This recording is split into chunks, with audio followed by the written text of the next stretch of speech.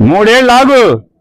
ఇదే బాపిరాజు కమిషనర్ ని బందర్లో కమిషనర్ గా తీసుకొచ్చి ఇంకా అతను 2034 దాకా ఉంటాడు సర్వీస్ లో. బాపిరాజు చౌదరి గారు చంద్రబాబు నాయుడు గారి చుట్టం, గోపీచంద్ గారికి చుట్టం. ఈ బాపిరాజు చౌదరి గారిని 2029 గవర్నమెంట్ రాగానే, జగన్ రాగానే ఆ కమిషనర్ బందర్ పోస్టింగ్ తీసుకొచ్చి ఇదే బాధ, ఇదే ప్రొక్లైన్ దిగితే గుండెల్లో ఎంత బాధ ఉంటుందో నీకు. నిన్ను ఆడిస్తున్న నీ పెన్ డ్రైవ్లన్నీ కూడా సేఫ్ లాకర్ లో దాచుకుని నిన్ను తోలుబొమ్మలాగా ఆడిస్తున్నటువంటి ఆడికి ఇద్దరికి ఈ జేసీబీ బకెట్లు దిగితే ఎంత బాధ ఉంటుందో చూపించకపోతే కొలరవిందా చూసుకో. ఇదే బాపిరాజుని బందర్ తీసుకొస్తా.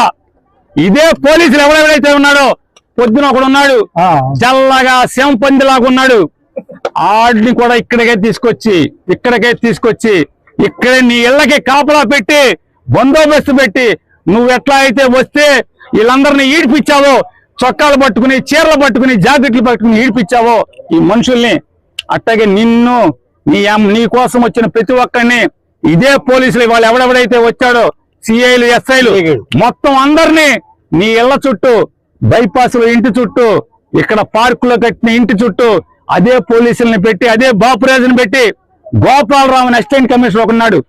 ఎవరెవరైతే ఈ పాడు పనులు, తప్పుడు పనులు ఇన్వాల్వ్ అయ్యారో నోటీసులు ఇవ్వకుండా, ఏసీపీ నీ ఇంటికి ప్లాన్ లేదు, నీ ఇల్లు ఎక్కడో నాకు తెలుసు, నీకు తెలుసు. అలాగే TPO, TPS assistant commissioner Gopalarao, నువ్వు బందర్ వదిలి వెళ్ళిపోతావేమో. గోపాలరావు, బందర్ కాదు, నువ్వు ఆంధ్ర రాష్ట్రంలో ఎక్కడున్నా సరే, అవసరమైతే నువ్వు తెలంగాణ వెళ్తే కేసీఆర్ కాళ్ళన్నా పట్టుకుంటా. నీ ఇంటి సంగతి చూస్తా గోపాలరావు.